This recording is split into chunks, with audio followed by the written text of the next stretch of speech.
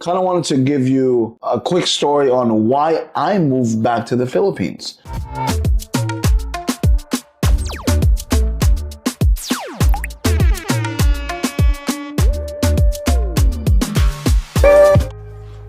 Hey everyone, this is Gil Rivera. Thank you for jumping on.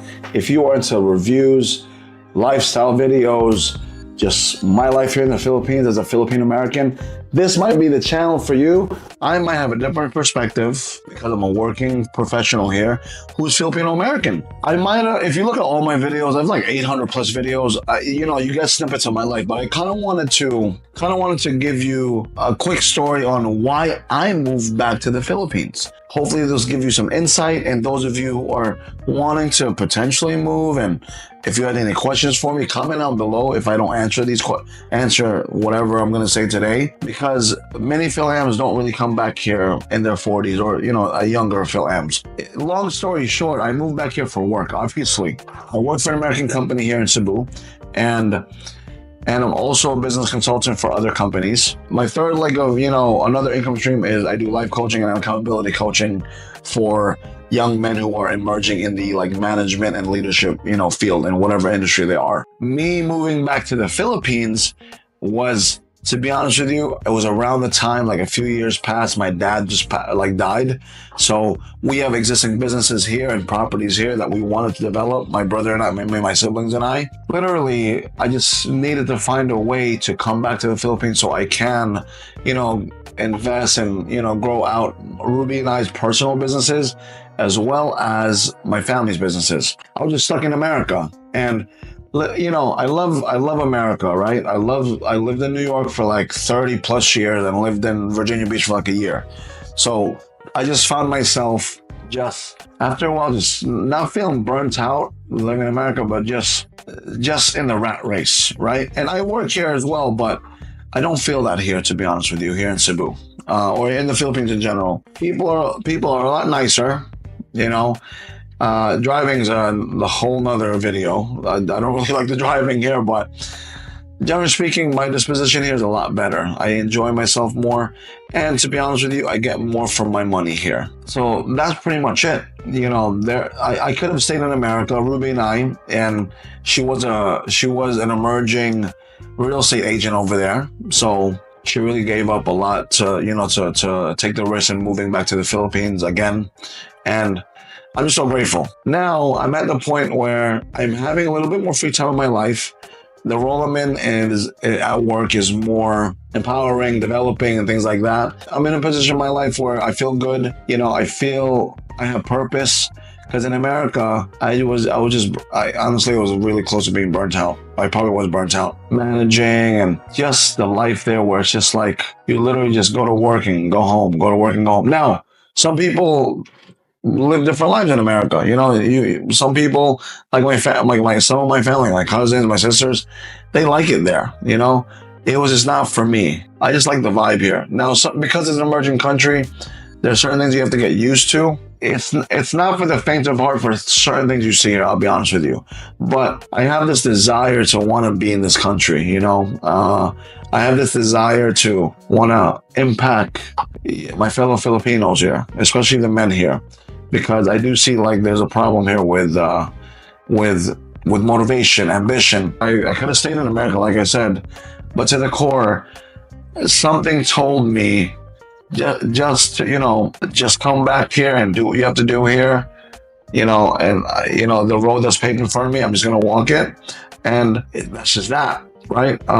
So how I found my job, if you guys are wondering how I found my job, here in the Philippines, one day my wife goes, I tell my wife, I'm just tired of this, day in, day out, I'm just tired of life here in America at that point in time. And I told my wife, what if I can find an American job? Well, let me clarify this. I'm not tired of America. I was tired of my life, to be honest with you, over there. So I told my wife, what if I can find a job in the Philippines or an American company that has a office in the Philippines and get paid American money?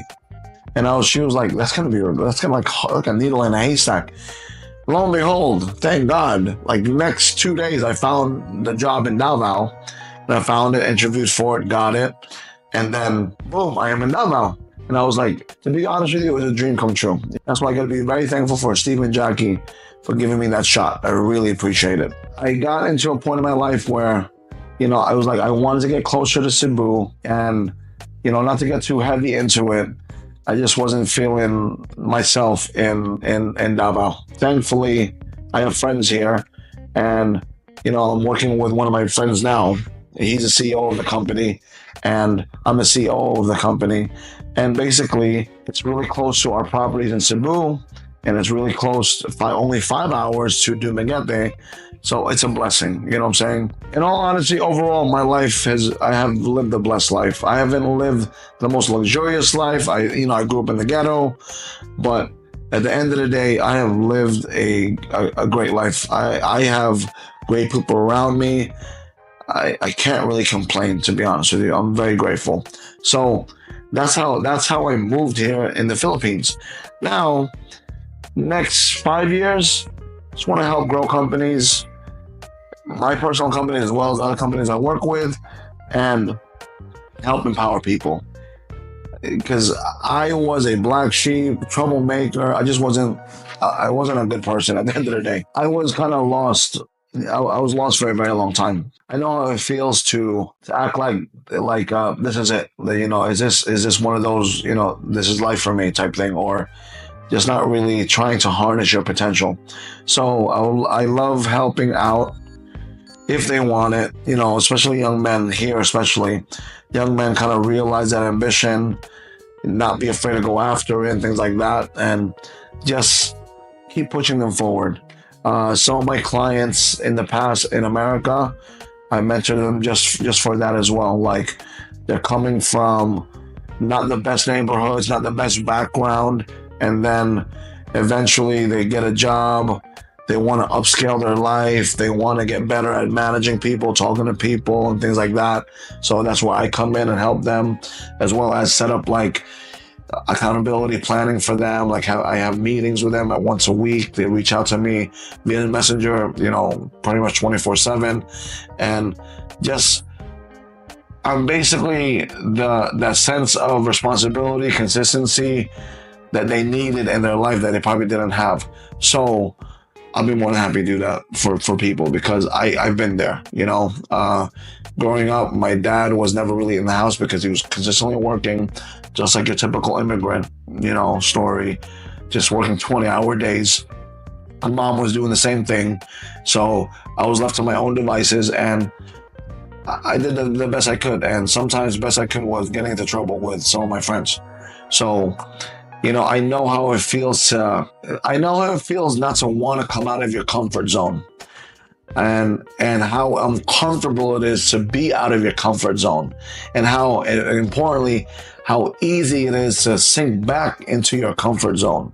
So so that's pretty much what I do now. I got a beautiful baby girl, beautiful wife, just trying my best to recognize life for what it is. Right, and have a great time in the present. So with that said, hopefully this comes out not too much of a tangent, but that's my story and why I'm back in the Philippines. So if you want a deeper story of how I came to go to America, comment down below. I'll be more than happy to tell you. But nonetheless, here's my email. If you ever reach out to me to avail of any services or any, if I can help you in any way, please feel free. Like the video, so the algorithm can pick this up and spread it amongst people that will find some sense of value and insight in what we're talking about all the time. And I'll see you in the next video. Take care. God bless. Bye.